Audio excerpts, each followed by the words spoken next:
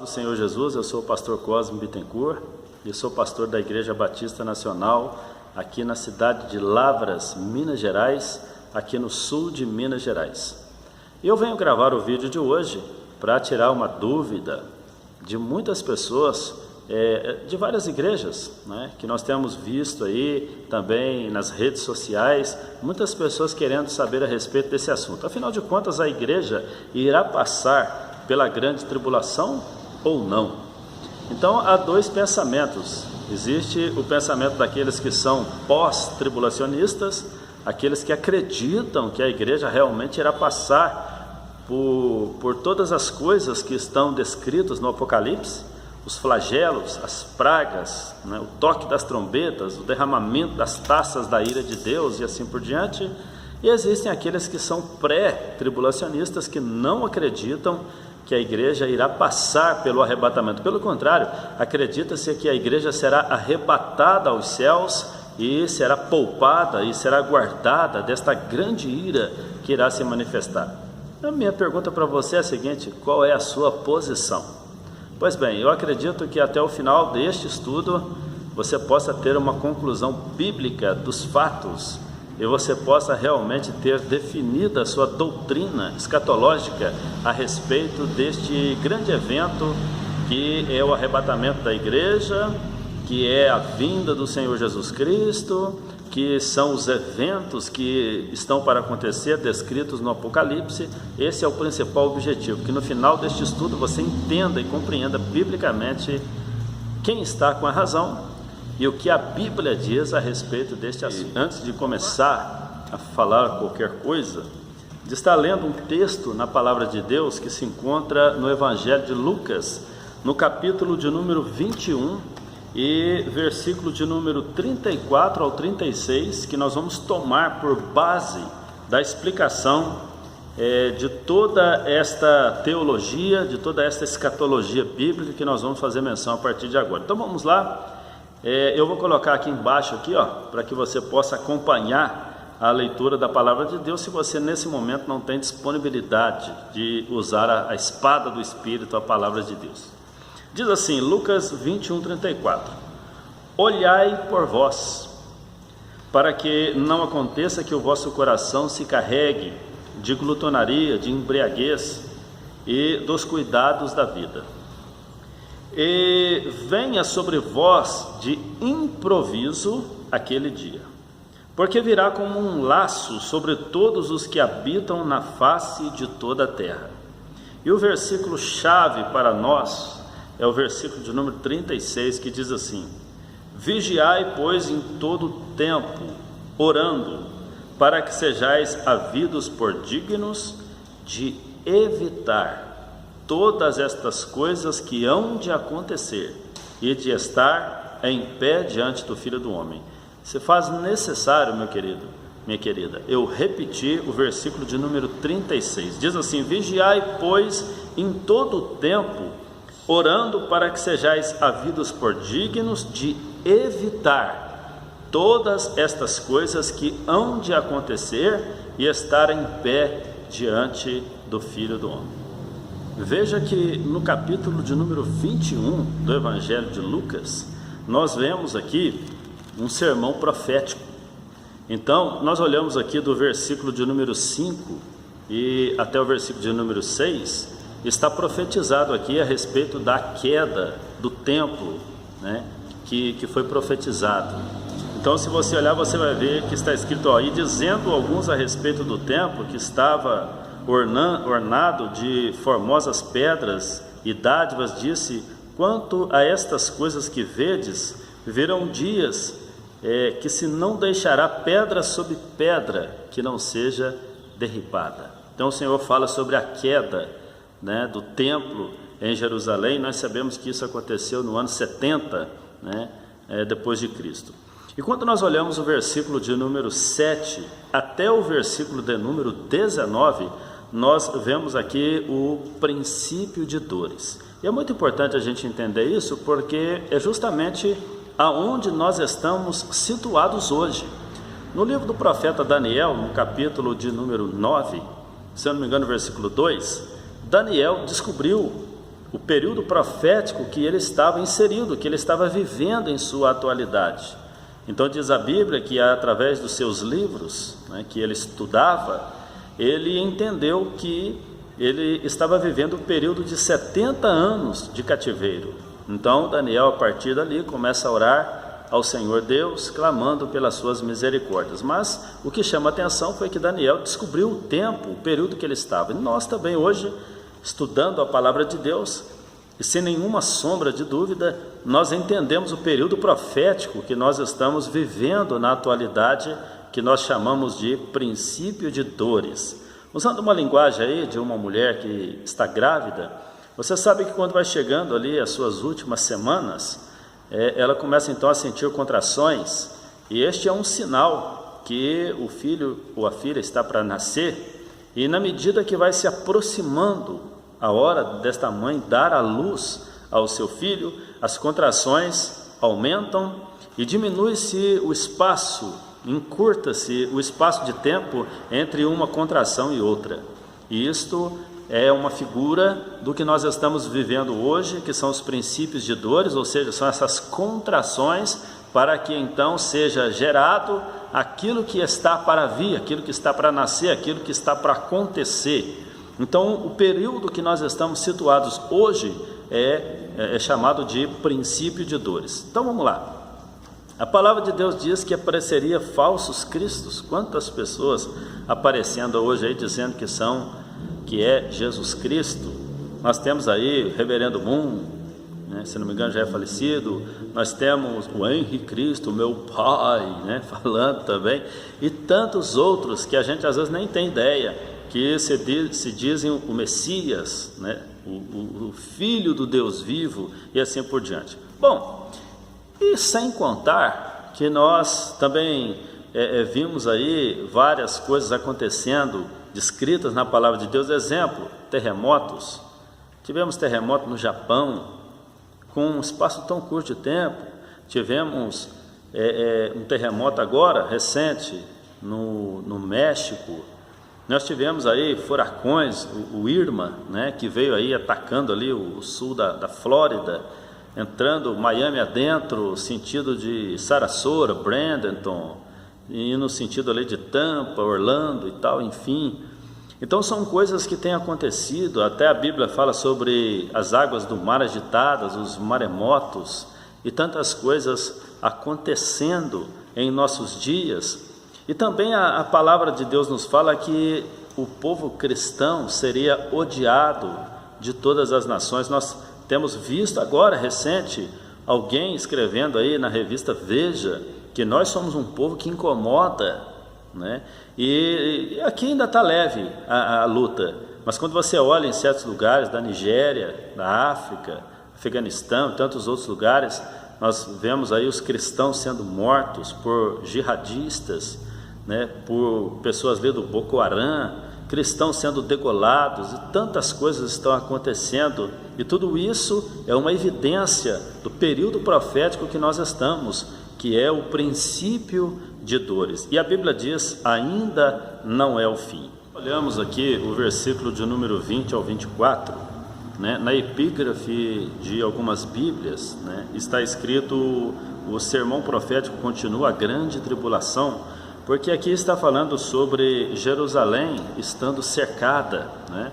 Então muitas pessoas relacionam isso com o Armagedon, onde as nações ali cercam Israel, cercam ali Jerusalém para destruí-la e tudo. Mas nós sabemos que no ano 70 depois de Cristo também houve, né, um cumprimento desta palavra, tá? Eu acredito nisso, que Jerusalém foi cercada e foi realmente destruída. E o povo de Israel foi disperso por inúmeras nações. Por isso então a palavra de Deus nos diz, ai das grávidas, né, das que amamentam naqueles dias, porque seriam dias terríveis, seriam dias tremendos. Depois, quando nós olhamos para o versículo de número 25 até o versículo de número 28, nos fala a respeito aí da volta do Filho do Homem, o retorno glorioso do Senhor Jesus Cristo. E diz assim a palavra de Deus, e haverá sinais no sol e na lua, e nas estrelas, e na terra, angústia das nações e perplexidade pelo bramido do mar e das ondas, homens desmaiando de terror na expectação das coisas que sobrevirão ao mundo, porquanto os poderes do céu serão abalados. Então verão vir o Filho do Homem numa nuvem com poder e grande glória. Ora, quando essas coisas acontecerem, ou começarem a acontecer, olhai para cima, levantai as vossas cabeças, porque a vossa redenção está próxima. Então, muitas pessoas olham para esse texto, e quando nós vemos aí algumas catástrofes acontecendo no espaço sideral, no cosmo, o sol, né? Porque a Bíblia diz que no período da grande tribulação, diz a Bíblia que o sol se aquecerá de tal maneira que os homens blasfemarão o nome de Cristo, e muitos outros sinais vão acontecer aí no céu, né? Mostrando realmente uma estrela chamada Absinto cai nas águas doces, né? E elas são contaminadas, e o mar também sofre aí, uma montanha é lançada aí no mar, e a fauna marinha vai a óbito, não sobra nada, né? E tantas outras coisas acontecem no céu e acontecem também aqui na terra, coisas que estão relacionadas, né? Que vêm do céu para a terra, justamente manifestando a ira de Deus. Mas a pergunta é a seguinte: porque o Senhor Jesus disse, então verão vir o Filho do Homem numa nuvem com poder e grande glória. Então as pessoas que são pós-tribulacionistas dizem: aí pastor, sai dessa agora. E para piorar ainda, a Bíblia diz, quando essas coisas começarem a acontecer, olhai para cima. Começar a acontecer, então quer dizer que tem alguém passando ali, e tem alguém, né, vivendo aquilo ali, e alguém está recebendo a orientação de Jesus para olhar para cima e ficar ligado que quando estes sermões proféticos começarem a se cumprir, quando estes sinais começarem a acontecer, então está próximo a nossa redenção. Então, e aí pastor, como é que faz para sair dessa agora? Então não é que eu quero te enrolar, mas no finalzinho eu vou estar dando a resposta disso, e prometo não fugir da explicação desse texto aqui. Mas não é a igreja do Senhor Jesus que está aqui, e eu tenho o versículo bíblico para mostrar para você que não é a igreja de nosso Senhor Jesus Cristo. Então quem são? Calma aí também, que eu vou explicar tudo isso. Bom, quando nós olhamos do versículo de número 29 ao versículo de número 33, nós vemos aqui a parábola da figueira, que nos mostra Israel sendo o nosso relógio, o nosso cronômetro, e por meio de quem nós também podemos olhar para Israel e entender que o dia do Senhor, a vinda, o arrebatamento da igreja, os eventos futuros hão de acontecer, porque as coisas que estão relacionadas a Israel, o qual Deus ainda tem um plano com esta nação, serve para nós de orientação profética para situarmos no tempo em que nós estamos vivendo. Então vamos lá, aonde eu gostaria de chegar para trazer de fato a você a resposta a respeito. Mas quem são aquelas pessoas que o Senhor Jesus mandou olhar para cima, porque está próxima a vossa redenção? Vamos lá. Depois do Senhor Jesus ter falado sobre a queda do templo, o Senhor Jesus ter falado sobre os princípios de dores, tudo nesse capítulo, hein? A destruição de Jerusalém, Jerusalém sendo cercada. E se você não acreditar que seja isso, é o Armagedon, porque a igreja está ali, Israel, Jerusalém está sendo cercada pelas nações para ser destruída, tudo bem, não vamos discutir isso agora. Sobre a volta ou a vinda gloriosa do Senhor Jesus Cristo, tá, diante dos olhos de todos. E depois o Senhor Jesus falando sobre a parábola da figueira, olhai, né, para a figueira Israel. Mas olha que interessante agora, onde está realmente a nossa resposta a este questionamento, se a igreja irá passar ou não. Veja só, o versículo de número 34 diz assim: olhai por vós. Não está mandando eu olhar a vida de ninguém, está mandando eu olhar para mim. Olhai por vós, olhe para você. para que não aconteça que o vosso coração se carregue de glutonaria, de embriaguez e dos cuidados da vida, e venha sobre vós de improviso aquele dia. Então aqui existe uma palavra, um alerta, porque este dia virá.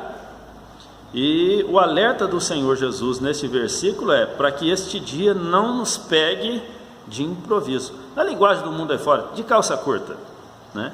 Para que a gente não seja surpreendido e aquele dia vem, porque é um dia que vem de repente, sem anúncio, sem avisar, e nós venhamos a ser pegos de surpresa. E o versículo de número 35 diz assim: porque virá como um laço sobre todos os que habitam na face de toda a terra. Ou seja, no versículo de número 35 dá-se a entender que será um laço sobre toda a terra.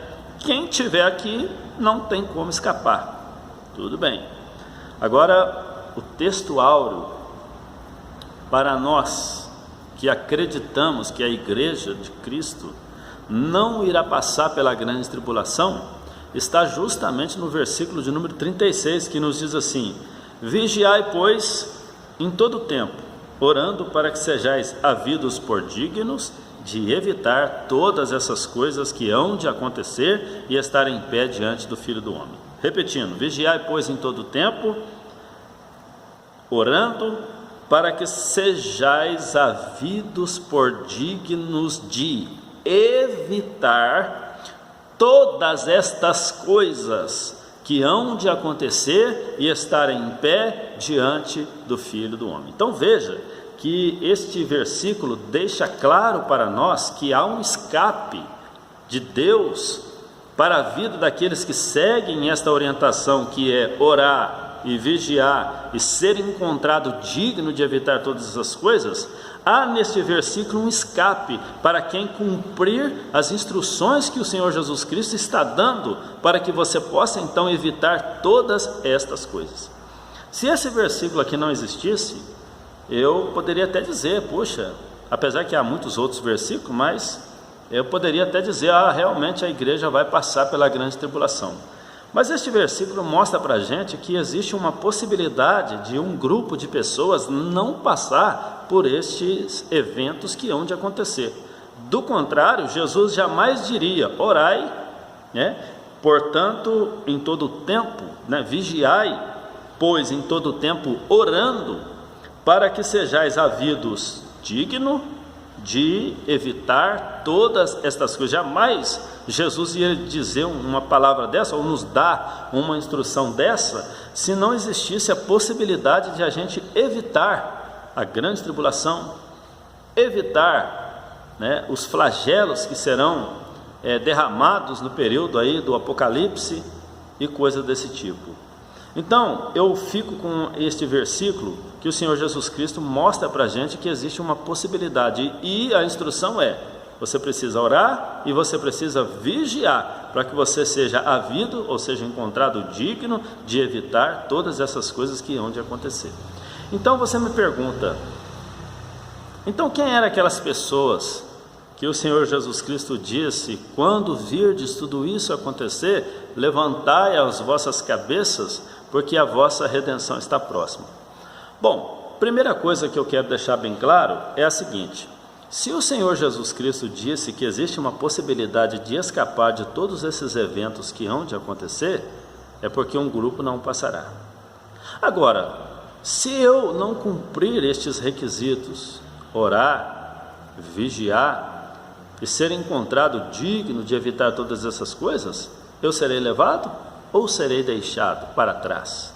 Logicamente, se eu não viver de acordo com a vontade do Senhor Jesus, eu não serei arrebatado, eu não serei levado, eu não evitarei passar por todas essas coisas, eu terei que passar por todas essas coisas. Então a resposta é a seguinte: quem são estas pessoas que estão aqui, que o Senhor Jesus está dizendo: quando virdes tudo isso acontecer, levantai as vossas cabeças, porque a vossa redenção está próxima? Aqui está as pessoas que não cumpriram a instrução do Senhor Jesus e não evitaram todas essas coisas e estão passando por todas essas coisas. Então, esta é sim a igreja mas a igreja que não foi arrebatada, ou parte da igreja que não foi arrebatado aos céus quando Jesus voltou como ladrão na noite para buscar a sua igreja. Você imagina o seguinte, imagina que eu e você vivamos uma vida leviana. Somos aquele crente pé na igreja, pé no mundo, você sabe do que eu estou falando, colocando coisas más diante dos nossos olhos e tal, aquela coisa toda. Quando Jesus vem para buscar, nós não estamos vigiando e nós não estamos orando e não fomos encontrados dignos de evitar todas essas coisas, então nós fomos deixados para trás.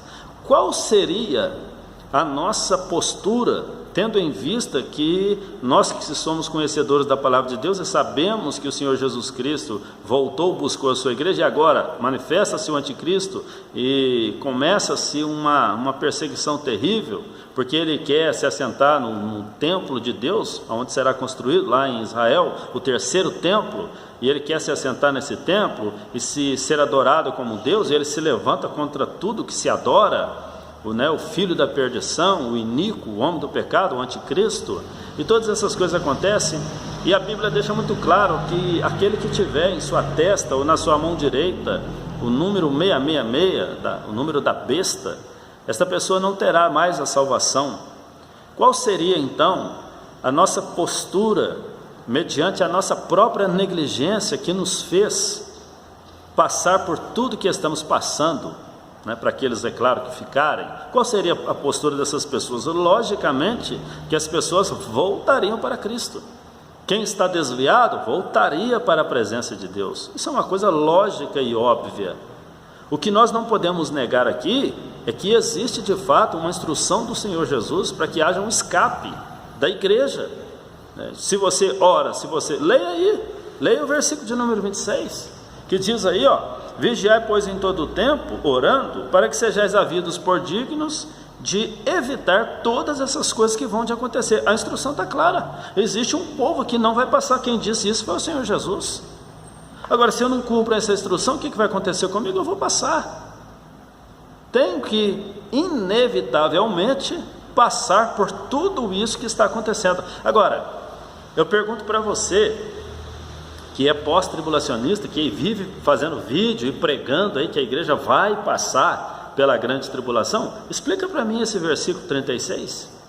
Explica para essas pessoas aí da sua igreja, como eu já vi aí, Paulo Júnior e vários outros vídeos, Jesus Copy e tantos outros vídeos aí, explica para o pessoal o versículo de número 36, desta orientação que o Senhor Jesus Cristo nos deu a respeito de evitarmos todas essas coisas. O que isso quer dizer?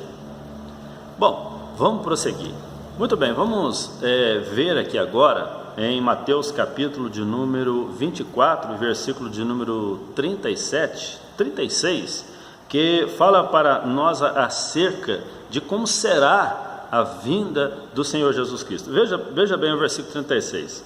Porém, daquele dia e hora ninguém sabe, nem os anjos do céu, nem o Filho do Homem, mas unicamente meu Pai. E como foi nos dias de Noé, assim também será a vinda do Filho do Homem. Porquanto, assim como nos dias anteriores ao dilúvio, comiam e bebiam, casavam e davam-se em casamento, até o dia em que Noé entrou na arca, e não o perceberam, até que veio o dilúvio e os levou a todos, assim será também a vinda do Filho do Homem. Então veja bem, diz a Bíblia, vamos fazer um comparativo aqui. Como é que foi nos dias de Noé? Primeiro, Noé era pregoeiro da justiça, pregou a palavra de Deus por muitos anos, e então depois veio o fim. Isso se encaixa na igreja? Claro, a Bíblia diz nos princípios aí de dores, em todos os sinais que estão acontecendo, o Senhor Jesus disse: e este evangelho do reino será pregado em testemunha a todas as gentes, e então verá o fim. Bom, está batendo. Segundo, aquele dia vem de repente e vem de improviso. É o que nós falamos no versículo de número 35 do capítulo 21 de Lucas, que o coração não seja encontrado carregado de glutonaria, dos cuidados desta vida, e aquele dia venha de improviso. Então nós estamos olhando que a vinda do Senhor Jesus Cristo se assemelha com os dias de Noé, que vai ser uma coisa de repente, uma coisa de improviso, que ninguém está esperando. né? Muito diferente do que as pessoas do pós-tribulacionismo acreditam, porque eles acreditam que a igreja vai passar pela grande tribulação. Então vamos raciocinar. Bom, primeiro, manifesta-se o anticristo, tá? Depois começa então 7 anos de grande tribulação. Vamos imaginar uma suposição, uma ideia, porque eu não marco data e acho um erro muito grande a pessoa querer fazer isso. Tem um monte de gente errando aí por causa disso, mas só para a nível de uma especulação, um entendimento, um raciocínio, uma linha de raciocínio. Vamos imaginar que a igreja vai passar pela grande tribulação. Eu não acredito nisso, mas vamos pensar. Hoje nós estamos aí no dia 21 de outubro de 2017, então aparece o anticristo. Nós sabemos que, segundo a palavra de Deus, existe aí 7 anos da grande tribulação. Então, se nós estamos em 2017, logo o final da grande tribulação será em 2024. Tem surpresa nisso aí? Essa aí seria uma boa pergunta. Que surpresa que é essa? Se Jesus veio em 2017 e 2024, deu 7 anos da grande tribulação, Jesus está voltando. Então, perde-se o nexo, né? Fica incompatível com o que o próprio Senhor Jesus Cristo ensinou, que quando Ele vier, o dia e a hora ninguém sabe. Então, já não se encaixa no pós-tribulacionismo este fato, que a vinda do Senhor Jesus Cristo é de repente, e o dia e a hora ninguém sabe. Bom, esse é um ponto. Este dia vem de improviso, né? E a gente, como ladrão na noite. É isso que a gente acredita, tá? Bom, segundo, alguns acreditam que, como aconteceu nos dias de Noé, porque o Senhor disse para Noé: Noé, entra aí na arca, você, sua família. E Noé entrou com sua família, e ele foi protegido, foi guardado, e choveu o dilúvio sobre a terra. A ira de Deus se manifestou por causa da corrupção do gênero humano, mas Noé, a sua esposa, os seus 3 filhos, Cão, Sem e Jafé, e as suas 3 noras, estavam dentro da arca, são e salvos. Então eu já escutei alguns pós-tribulacionistas dizerem que isso também vai acontecer com a igreja, que no período da grande tribulação vai ser aquele período que aconteceu ali da libertação do Êxodo, da libertação de Israel, quando Deus mandou as 10 pragas no Egito, mas na terra de Gósen estavam os israelitas tranquilos, seguros, a salvos. Tinha trevas no Egito, lá na terra de Gósen tinha luz. Tinha rãs, tinha moscas, tinha úlcera, tinha trevas, né? Lá na terra, mas lá estava tudo bem. Então, mas só que quando nós olhamos a palavra de Deus, nós entendemos que isso não se aplica à igreja. Por que não se aplica? Porque, segundo a palavra de Deus, tanto no livro do profeta Daniel, como também no livro de Apocalipse, nós encontramos referências bíblicas. Eu vou colocar as referências até aqui, para que você possa acompanhar. Nós vemos que as pessoas que tiverem na grande tribulação e que se voltarem para Cristo, que são chamados aí de os santos, o anticristo fará guerra a estas pessoas. Porque essas pessoas não vão aceitar adorar o anticristo, porque eles conhecem a Jesus, brincavam de ser crente, viviam uma vida dupla, cocheando em 2 pensamentos, mas agora Jesus voltou, buscou a sua igreja, eles ainda têm chance e têm possibilidade, agora vão ter que pagar com a própria vida, ok? Mas eles têm a chance e a oportunidade, e lamentavelmente vão ser mortos, né? Porque a Bíblia diz que o anticristo irá matar, irá exterminar, irá destruir o povo santo, irá fazer guerra ao povo santo, irá destruir o povo santo. Então eu pergunto, como é que Deus está guardando o povo aqui se está todo mundo sendo morto, ou estão sendo mortos? Fica incoerente, gente. Como é que a igreja está passando pela grande tribulação e existe aqui uma palavra que Deus vai guardar o seu povo durante a grande tribulação? Mas Deus não está cumprindo então a sua palavra, porque o povo está morrendo, o povo está sendo martirizado. Você olha lá no 6º selo, quando foi aberto o selo, se eu não me engano, capítulo 6, versículo 9, ou 9, 6, vou pôr referência aqui também, para você não ter dúvida, e a palavra de Deus diz que as almas daqueles que foram mortos durante a grande tribulação estavam ali debaixo do trono de Deus, e elas perguntavam: Senhor, até quando não vai vingar o nosso sangue? Então, como que Deus está guardando a sua igreja, sendo que neste período da grande tribulação, a igreja está sendo morta, as pessoas estão sendo martirizadas, ok? Então fica uma coisa incoerente, totalmente incoerente ao que diz a palavra do Senhor. Uma outra coisa que acontece aqui, está no versículo de número 40, que diz assim: então, estando dois no campo, será levado um e deixado o outro. Estando duas moendo num campo, será levado uma e deixada a outra. Vigiai, porque não sabeis a que hora há de vir o Senhor. Mas considerai isso: se o pai de família soubesse a que vigília da noite havia de vir o ladrão, vigiaria e não deixaria que fosse arrombada a sua casa. Por isso estai vós apercebidos também, porque o Filho do Homem há de vir a hora em que não penseis. Então veja bem, outra coisa que acontece é que, segundo a palavra de Deus, no fim dos tempos, tanto em Tessalonicenses capítulo de número 2, como 1 Timóteo capítulo de número 4, versículo 1, nós vemos aqui uma apostasia, um abandono da fé.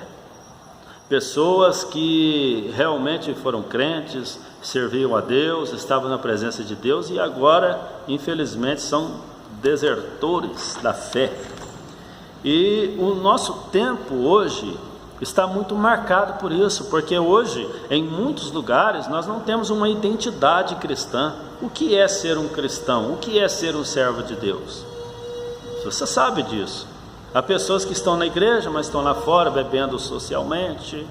Outras estão na igreja e vivem uma vida de prostituição, como se, não, Deus quer só o meu coração e tal. Você olha nas igrejas, você já não vê mais o culto de oração repleto. Onde estão as vigílias? Claro, aos remanescentes, há lugares que ainda existe. Aqui na Igreja Batista Nacional Cristo Vive, por exemplo, tem um povo que ora, um povo que busca a presença de Deus. Na sua igreja também deve ter. Mas onde estão as pessoas que estão interessadas nos cultos de ensinamento, de doutrina, os cultos de oração, de vigília? Onde estão essas pessoas? Então nós estamos vendo um período trabalhoso, um período difícil, um período de apostasia da fé. E é justamente o que mostra aqui, porque nos dias de Noé, quantos foram salvos? Vamos lá: Noé, a sua esposa, os seus 3 filhos, Sem, Cão e Jafé, e as 3 noras. Então foram salvos 8 pessoas. É pouco demais. Quando nós olhamos a palavra de Deus aqui, a gente pode imaginar aqui, vamos chutar, vamos imaginar, a gente não pode prever, mas 50%. 5 virgens prudentes, 5 virgens imprudentes. Um estava no campo moendo, um foi levado e outro foi deixado. 2 estavam numa cama, um foi levado e o outro foi deixado. Então isso significa que dentro da igreja existe, vamos pôr aí, 50% ou menos, que serão levados no arrebatamento quando Jesus Cristo voltar. Por quê? Por causa da corrupção que está acontecendo, como acontecia também nos dias de Noé. Então a palavra de Deus, ela está muito clara para nós, muito clara. Assim como foi nos dias de Noé, assim também será a vinda do Filho do Homem. Se a gente acreditasse que a igreja iria passar pela grande tribulação, então a gente teria que acreditar que a igreja iria passar, mas nada, absolutamente nada ia acontecer com a igreja. Mas nós olhamos para a palavra de Deus e a gente vê que não é isso que está acontecendo. A igreja está sendo morta, né? A igreja está sendo destruída, o anticristo está tendo poder para destruir a igreja. Aqui, ó, Apocalipse capítulo de número 7, né, que fala sobre a visão dos mártires lá na glória. Eu quero ler a partir do versículo de número 9, Apocalipse 7, 9. Depois destas coisas olhei, e eis aqui uma multidão, a qual ninguém podia contar, de todas as nações e tribos e povos e línguas. Então aqui não está falando de Israel, está falando das nações, os gentios, que estavam diante do trono e perante o Cordeiro, estava lá no céu, trajando vestes brancas e com palmas nas mãos. E clamavam com grande voz, dizendo: salvação ao nosso Deus, que está assentado no trono, ao Cordeiro. e todos os anjos que estavam ao redor do trono, dos anciãos, dos 4 animais, prostravam-se diante do trono sobre o seu rosto e adoravam a Deus, dizendo: Amém, louvor, glória, sabedoria e tal. Aí veja agora no versículo de número 13: E um dos anciãos me falou, dizendo: Estes que estão vestidos de vestes brancas, quem são e de onde vieram? A resposta: E eu lhe disse: Senhor, tu sabes. E ele me disse: Estes são os que vieram da grande tribulação, e lavaram as suas vestes e as branquearam no sangue do Cordeiro. Por isso estão diante do trono de Deus, e o servem de dia e de noite no seu templo, e aquele que está sentado sobre o trono os cobrirá com a sua sombra. Ok? Então quem são esses? São os mártires da grande tribulação, que foram mortos neste período na terra, por causa da ação do anticristo, que segundo a palavra de Deus tem poder para destruir, o povo santo. Vamos aí para mais uma referência. Veja aqui o que diz Apocalipse 17, versículo de número 6. E vi que a mulher estava embriagada do sangue dos santos e do sangue das testemunhas de Jesus. E vendo-as eu me maravilhei com grande admiração. Então veja que no período da grande tribulação haverá morte, haverá destruição a quem? Aos santos. Então você pode também me fazer uma pergunta: mas também tem gente sendo guardada aí, não tem? Sim, claro que tem. Apocalipse capítulo número 12, está escrito que o Senhor coloca sobre a nação de Israel asas, como que de águia, para que eles fujam para o deserto, para que o dragão não os consuma, não os destrua. Haverá da parte de Deus um livramento para a nação de Israel. Nós sabemos que ali há um grupo dos 144 mil, que são chamados os eleitos, E se você ver aqui mais adiante, no versículo de número 14 de Apocalipse 17, estes combaterão contra o Cordeiro, e o Cordeiro os vencerá, porque é o Senhor dos senhores e o Rei dos reis. E vencerão os que estão com ele, chamados eleitos e fiéis. Então tem dois grupos aqui. Tem um grupo que foi morto, e tem um grupo que está sendo protegido e que está sendo guardado. E este é Israel, porque já está descrito que Deus tem um plano futuro com a nação de Israel. Mas os gentios, conforme eu li no texto anterior, vieram de muitas nações, tribos e línguas, e são os mártires que vieram da grande tribulação. Então não tem como nós acreditarmos que Deus vai guardar o povo. Isso é uma utopia. Vai ser como na terra do Egito, O povo estava na terra de Gósen e ali no Egito todo mundo estava sendo destruído, o povo de Israel protegido e os egípcios sendo arrebentados. Não, negativo. Não é isso que a palavra de Deus está mostrando para nós. Então é inviável acreditar que a igreja está passando pela grande tribulação intacta, sendo que não é isso que está acontecendo. Isso é incoerente e é contraditório. Para um texto da palavra de Deus, que está escrito aqui em 2 Tessalonicenses, a partir do versículo de número 1, que diz assim: Ora, irmãos, rogamo-vos, pois, pela vinda de nosso Senhor Jesus Cristo e pela vossa reunião com Ele, que não vos movais facilmente do vosso entendimento, nem vos perturbeis, quer por espírito, quer por palavra, quer por epístola, como de nós, como se o dia de Cristo estivesse já perto. Ninguém de maneira alguma vos engane, porque não será assim sem que antes venha a apostasia e se manifeste o homem do pecado, o filho da perdição. Então, parando aqui, alguém olha e diz: aí, está vendo? A igreja conhecerá o anticristo. Porque está escrito: ninguém de maneira alguma vos engane, porque não será assim sem que antes venha a apostasia e se manifeste o homem do pecado, o filho da perdição.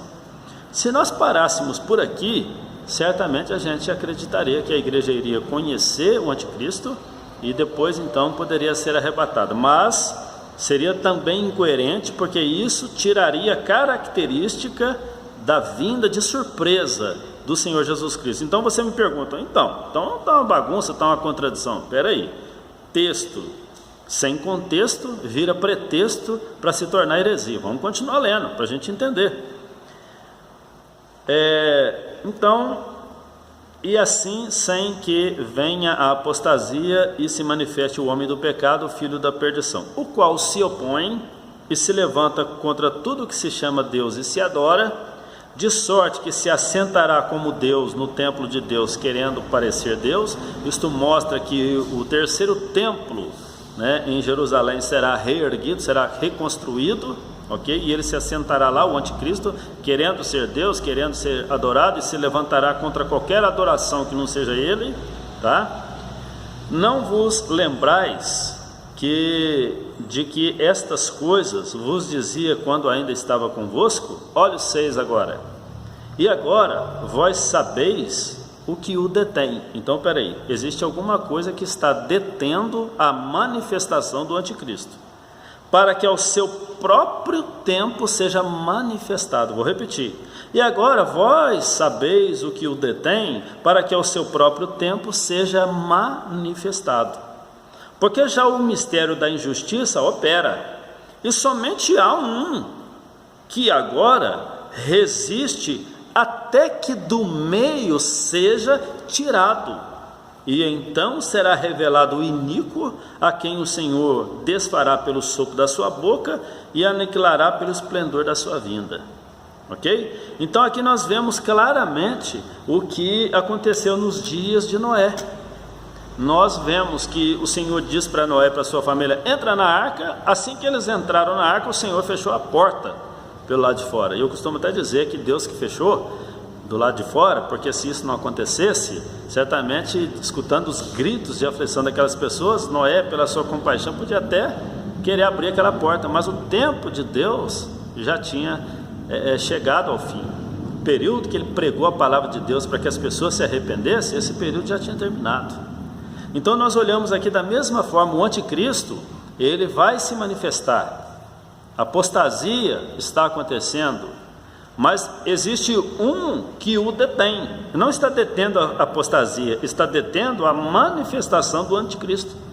E quem é esse que o detém? Aí o versículo seguinte diz: até que do meio seja tirado, e então se manifestará na íntegra o iníquo, o filho do pecado, o anticristo.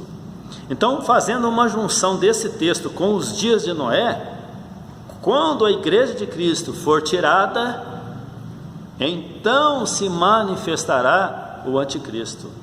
Porque, como eu disse ainda há pouco, se a gente conhecesse o anticristo, nós também teríamos que admitir que a vinda de Cristo já não seria mais uma surpresa. Porque você imagina você que está com a vida bagunçada, servindo a Deus de qualquer maneira, de repente aparece um líder mundial governando o mundo inteiro e ele diz: eu sou o anticristo. Você está desviado, você vai fazer o quê? Você vai voltar para Jesus, você não é doido? Está vendo as profecias se cumprir, né? Nitidamente, o que você vai fazer? Você volta para Jesus. Então perde a característica da vinda de repente, sem aviso, né? Aquele dia que vem de improviso, perde a característica. Diz aqui, Apocalipse, capítulo de número 3, versículo de número 10: como guardaste a palavra da minha paciência, também eu te guardarei da hora da tentação que há de vir sobre todo o mundo, para tentar os que habitam na terra. Eis que venho sem demora, guarda o que tens, para que ninguém tome a tua coroa. Então veja bem que nós estamos recebendo mais uma vez uma palavra de consolo do Senhor Jesus, que ele nos diz que aqueles que guardam a sua palavra, né, e o Senhor também irá guardá-los da tentação que há de vir sobre todo o mundo. Que tentação que é essa? A grande tribulação. Outra tradução diz isso: a grande tribulação que há de vir sobre todo o mundo, né, para tentar os que habitam na terra. Mas a promessa de Deus para as nossas vidas é que Ele nos guardará disso. Então seria, mais uma vez, seria uma contradição dizer: o Senhor está nos guardando, aí a promessa, na grande tribulação o Senhor vai nos guardar. Mas não foi o que eu li anteriormente, que há mártires, há mortos, há pessoas. O Senhor então não está guardando, está guardando só um ou dois, o restante não está, sendo que a palavra de Deus mostra que Deus guardará Israel, já está profetizado isso, mas os gentios não estão sendo guardados, estão sendo, pelo contrário, martirizados e mortos.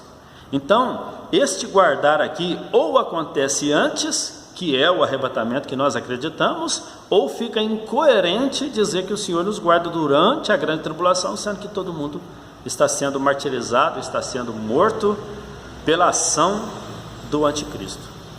Então, isso aqui se encaixa justamente no arrebatamento da igreja.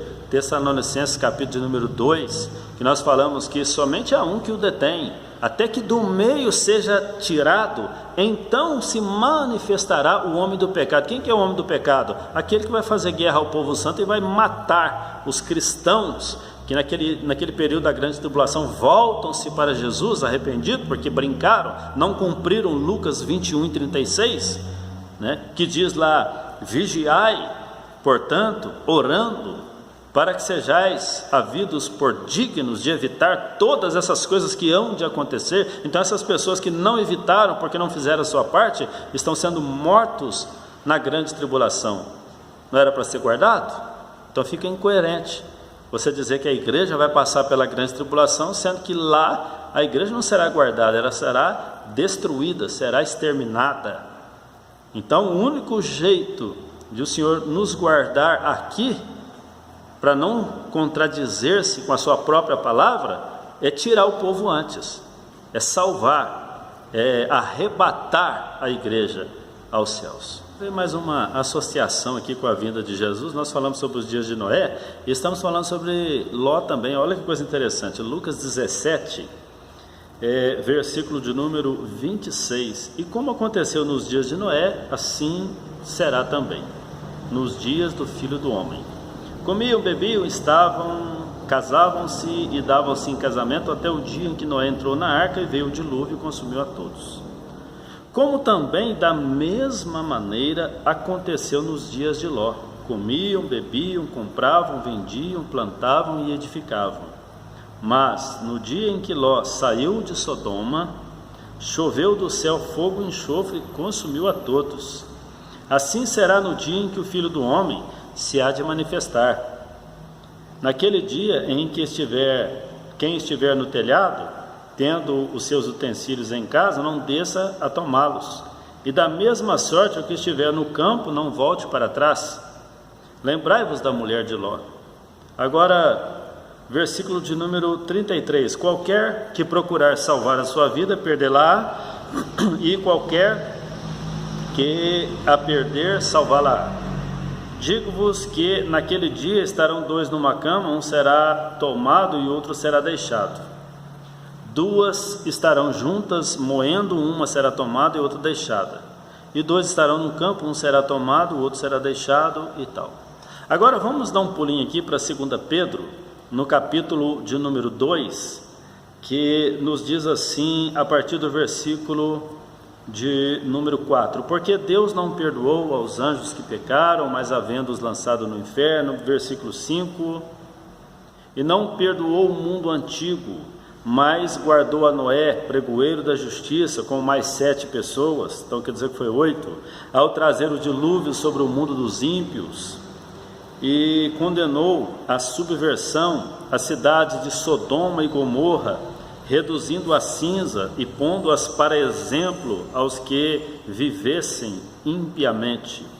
E livrou o justo Ló, enfadado da vida dissoluta e dos homens abomináveis, porque este justo, habitando entre eles, afligia todos os dias a sua alma justa, pelo que via e ouvia sobre as suas obras injustas. Agora olha o versículo de número 9. Assim sabe o Senhor livrar da tentação os piedosos e reservar os justos para o dia do juízo, para serem castigados. Mas principalmente aqueles que segundo a carne andam em concupiscências, imundícias, desprezam as dominações, atrevidos, obstinados e assim por diante. Então veja que a palavra de Deus, ela dá para a gente um exemplo dos dias de Noé, e agora a palavra de Deus faz uma associação com aquele livramento que Ló teve. Porque como foi o livramento de Ló? Ló estava ali em Sodoma e Gomorra, a cidade situada ali nas campinas do Jordão, a terra de Zoar, semelhante ao jardim do Éden, estava na mira da justiça de Deus. E chegou-se o tempo que o cálice da ira de Deus transborda, e a justiça de Deus vem. E Ló era um homem justo, que afligia a sua alma de ver a situação daquele povo. Assim deve ser a nossa postura também diante de Deus, e no meio deste mundo tão corrompido. Mas naquele dado momento, o Senhor envia ali os seus anjos, e os anjos dão uma instrução para ele: olha, foge daí, sai daí. E eles ficaram, o Ló ficou atrasando, e os anjos apertaram com eles, né, e os tiraram daquela situação. E só quando eles estavam lá, naquelas montanhas, foi que realmente a ira de Deus se manifestou sobre a impiedade. E por isso que nós lemos aqui o versículo de número 9: assim sabe o Senhor livrar da tentação os piedosos e reservar os ímpios para o dia do juízo, para serem castigados. Então você lembra lá se eu não me engano, Gênesis 18, vou colocar a referência aqui também, para ficar claro para você, que o Senhor Jesus disse ali para Abraão, naquele mesmo episódio de Sodoma e Gomorra, quando Abraão estava fazendo uma oração intercessória, né, pelo seu sobrinho Ló: Senhor, tu destruirás o ímpio e o justo? E longe de ti, Abraão, que eu destrua o ímpio e o justo. Não faria justiça o juiz de toda a terra?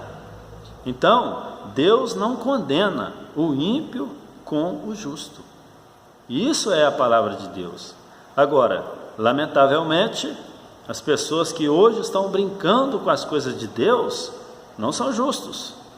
Conhecem a Deus, frequentam a igreja, são filhos de crente, né? Vão à igreja aos domingos, né? Mas infelizmente não têm uma vida cheia do Espírito Santo, uma vida realmente se entregue à presença de Deus. Brincam com o Evangelho. Hoje em dia, você sabe, tem gente aí que posta em revistas masculinas e depois está com a Bíblia na mão da igreja, como se nada tivesse acontecido. Não, Deus quer só o meu coração. Negativo. A Bíblia diz: corpo, alma e espírito irrepreensíveis para a vinda do Senhor Jesus Cristo.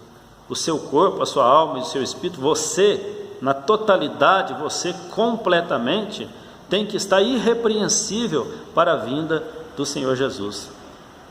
Se as suas vestimentas não condiz com a vida de uma pessoa justa, é triste te dizer, mas quando Jesus voltar, infelizmente você não irá subir. E eu não estou falando de tipo de roupa, não, tem que ser saia, tem que ser calça, eu não estou dizendo, estou falando de decência, viver como uma serva de Deus, viver como um homem de Deus, é isso que eu estou falando. Se o seu corpo estiver com motivos de repreensões, infelizmente você também não irá no arrebatamento da igreja. Olha o que diz aqui a palavra de Deus, muito clara, gente. Meu Deus do céu, olha aqui, 1 Tessalonicenses, capítulo de número 1 e versículo de número 10. E esperar dos céus ao Filho, a quem ressuscitou dos mortos, a saber, Jesus, que nos livra da ira futura. Então vamos raciocinar aqui. Vamos imaginar que Jesus volta só depois da grande tribulação para buscar a sua igreja. Vamos imaginar isso. Vamos imaginar que o pós-tribulacionismo está correto. Jesus só volta lá no final. Agora está escrito aqui: a esperar dos céus a seu Filho, a quem ressuscitou dos mortos, a saber, Jesus, que nos livra da ira futura. Mas se Jesus volta no final da grande tribulação, que ira futura que é essa? Sendo que a Bíblia diz que depois dá início ao milênio. Fica contraditório de novo. Então o Senhor Jesus nos livra da ira futura. Que ira futura? É a ira que se há de manifestar sobre toda a terra por intermédio da grande tribulação, a qual o Senhor Jesus Cristo nos livra da ira futura. Livra quem? Livra a igreja de Cristo, que vive uma vida cheia do Espírito Santo, uma vida cheia da graça de Deus, uma vida de vigilância e uma vida de oração. Esta igreja de Cristo, que é a igreja do Deus vivo, a igreja invisível, esta vai ser arrebatada. Mas aí parte da igreja vai ficar? Vai, se não cumprir Lucas 21:36, vai ficar. Então quer dizer que tem parte da igreja passando pela grande tribulação? Sim, claro que tem. São as pessoas que não foram arrebatadas, porque não cumpriram Lucas 21:36. Para que o Senhor nos livre da ira futura, a gente precisa viver o que a palavra de Deus está nos orientando. Senão não tem como. Então o texto é muito claro. A esperar dos céus, o Filho, a quem ressuscitou dos mortos, a saber, Jesus, que nos livra da ira futura. Mais uma vez, repito, ficaria incoerente você que acredita que a vinda de Jesus é lá no Armagedon, lá no final de tudo, Jesus vem, arrebata todo mundo, ele está livrando de qual ira se a grande tribulação está terminando? Se Jesus, com o sopro da sua boca, destrói o anticristo, que ira que é essa? Se o anticristo matou o povo santo, agora o Senhor vem, nos leva para os céus e o Senhor nos livra da ira futura. Que ira futura? Que ira futura que é essa se acabou? Então fica incoerente, é uma questão de raciocínio, né? A palavra de Deus, gente, ela precisa ser muito bem interpretada, porque é muito fácil de você cometer erros, muito fácil. E se você não entender a palavra de Deus, isso se torna uma heresia. E eu estou abismado de ver pastores aí que estão fazendo sucesso no YouTube, né? Páginas aí que pessoas estão aí montando, fazendo entrevista, aquela coisa bonita, chega todo mundo cheio da razão, a palavra diz assim e tal, mas se você conhece a palavra de Deus, você vai lançar um argumento em cima disso. Mas peraí, você está dizendo que é isso, mas e isso? E você vai fazendo isso aqui, fazendo com que a engrenagem possa andar redondinha, porque a pessoa precisa ter uma resposta. Por exemplo, se você perguntar para a pessoa assim, bom, está escrito que o Senhor vem livrar-nos da ira futura. Você pergunta para o pós-tribulacionista, você está dizendo que Jesus volta lá no final da grande tribulação. Se Jesus volta no final da grande tribulação, qual é o próximo evento? Milênio. Que ira que tem? Se será uma época de bonança, né? O Cristo, né? O Satanás será preso durante 1000 anos, ou era uma época de paz maravilhosa nessa terra? Que ira que tem? Então fica uma bagunça, né? Pede essa pessoa aí que é pós-tribulacionista para responder essa pergunta aí, você vai ver que fica incoerente. Mais um texto aqui, vamos usar o nosso raciocínio.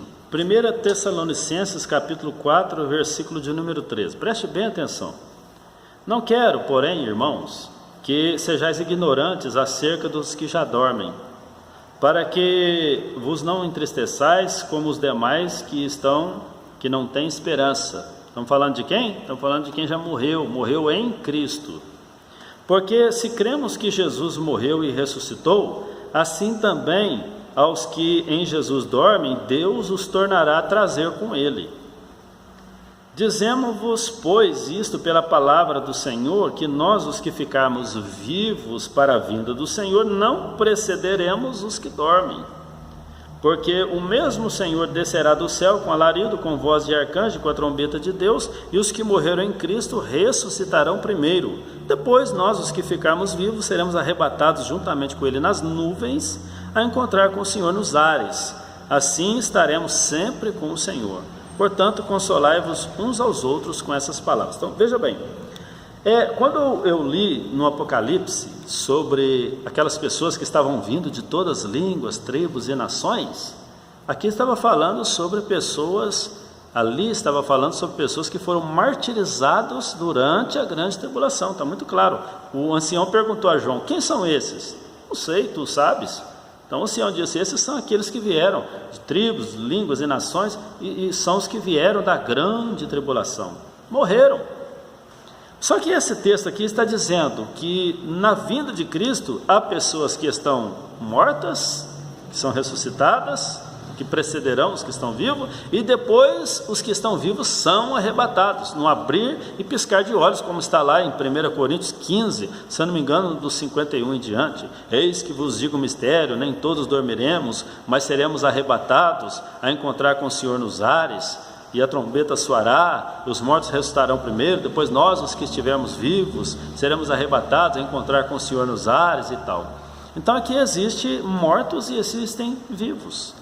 Quando você olha lá no Apocalipse, você não está encontrando ninguém sendo levado, você encontra primeiro um grupo de que foram mortos. E a Bíblia fala que os mortos não precederão os vivos. Que bagunça que é essa então? Então isso aqui não pode se cumprir durante a grande tribulação, mas sim antes. que é justamente o arrebatamento da igreja de nosso Senhor e Salvador Jesus Cristo. Eu quero deixar para você, querido, o meu blog, vou deixar aqui embaixo aqui também, tá?